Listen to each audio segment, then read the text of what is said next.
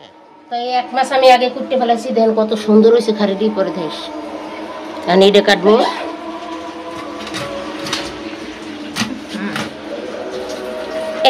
পিত্তুটা কাটতে গেছে দূর।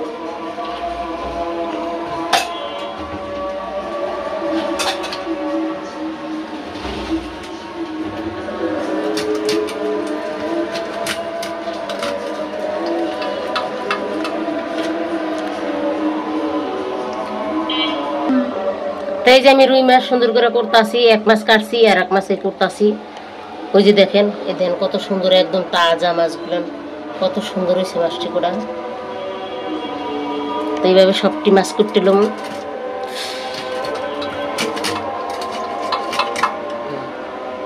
একদম তাজা মাছগুলো, খুব সুন্দর। এই মাছগুলো সুন্দর করে হলুদ, লবণ, সামান্য মরিচের গুঁড়া মাখা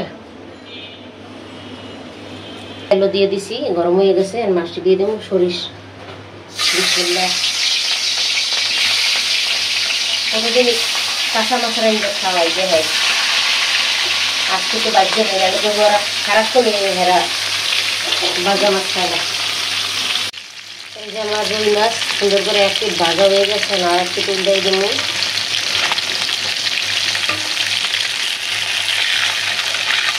বেশি এটা করা ভাজবো না, এমনি তো দেয় না। মাছ ভাজাটা তেমন একটা পছন্দ করে খাওয়া, কাঁচা মাছটা রান্না করি কষা কষা।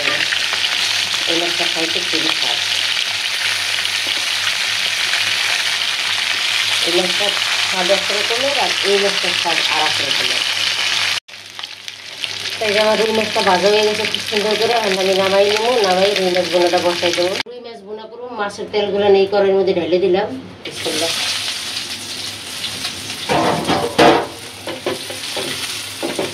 এই তেলই হইব, আর একটু সময় লাগতে পারে। আদা আদা ভাজা ভাজা হোক, তারপরে একে সব কিছু দিয়ে দেবো।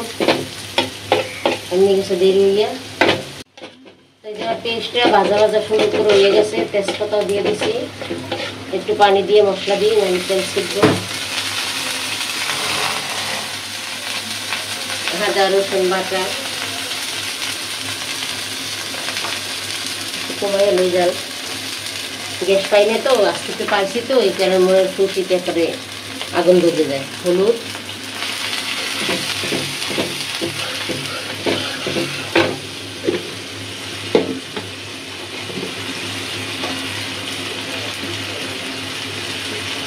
মরিচের গুঁড়া বাড়ি না দিবেন, যে শরীরটা ভালো না, এই কারণে করলে আমার বাড়া গুঁড়ি দিয়ে রান্না করে আপনাকে দেখাবো। তো মশলাটা একটু সুন্দর করে কষাইলে তারপরে টমেটো দিয়ে মাছ দিয়ে দেবো। এই যে আমার মশলাটা রুই মাছ বোনা করবো, কষানো হয়ে গেছে, আর একটু কষাবো। আমি দিয়ে দিতেছি টমেটো। টমেটোটা দিয়ে একটু কষাই, আর পরে মাছ দেবো আর পানি দেবো। টমেটো মেঘ তরকারি মাছগুলো রুই গেছে, খুবই ভালো লাগে রান্না করলে। যেমন রান্না করে খাইয়ে দিচ্ছেন। আর একটু কষাতে চাইব। দেখেন আমার রুই মাছের মশলাটা কত সুন্দর করে কষাইছি আমি। চতুর্থ যে তেল ছেড়ে দিচ্ছি, টমেটো দিছি, লবণটা দিতে মনে ছিল না, লবণ দিছি। খুবই সুন্দর হয়েছে মশলাটা কষাইলে, কোনো হলুদ মরিচের গন্ধ নাই।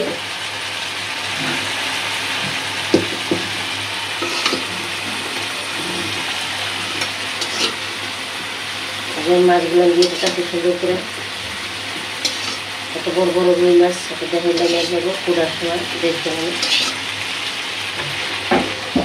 এই থাকবো।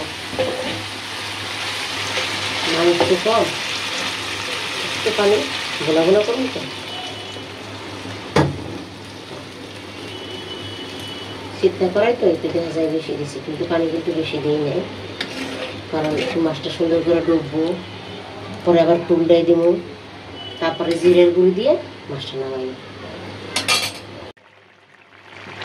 এই যে আমার রুই মাছটা কত সুন্দর করে হইতেছে, খুবই মজা হয়েছে। একটু কাঁচামরিচ দিয়ে দিই। এইভাবে আপনার রুই মাছ রান্না করে খাইয়েন, দেখবেন খুবই স্বাদ হইব। আর একটু বাকি আছে আমার।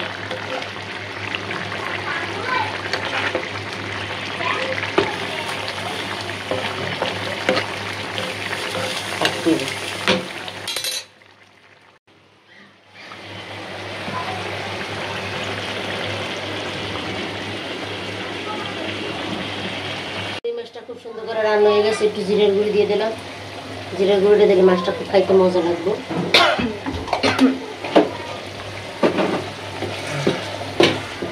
একদম বোনা বোনা, কোনো ঝোল নাই,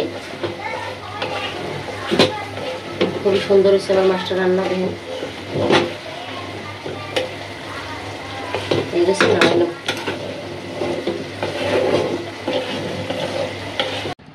এতক্ষণ লাগাই এই যে দেখেন আমি কত সুন্দর করে রুই মাছ রান্না করছি, পেস্ট টমাটো দিয়ে সুন্দর করে অল্প মশলা দিয়ে বোনা করছি।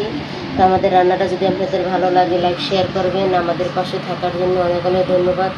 ভালো থাকবেন, সুস্থ থাকবেন। আজ এই পর্যন্ত, আল্লাহ হাফেজ।